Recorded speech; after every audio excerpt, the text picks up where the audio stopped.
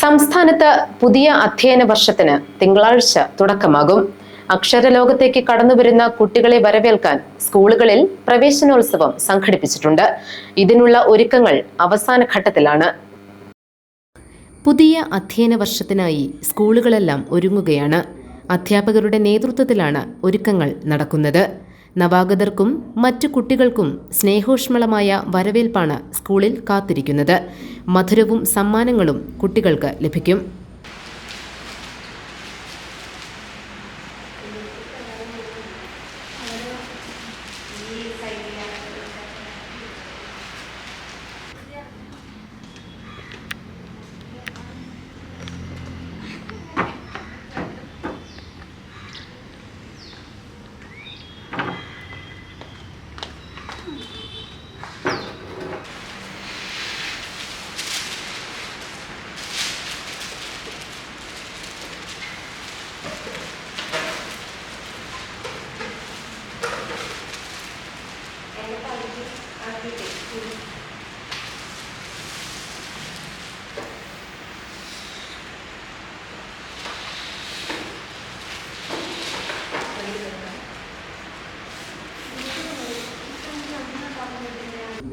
വർണ്ണാഭമായ പ്രവേശനോത്സവവും സ്കൂളുകളിൽ ഉണ്ടാകും.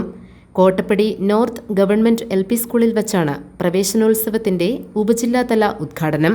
ഷിബു തെക്കുംപുറം MLA ഉദ്ഘാടനം നിർവഹിക്കും.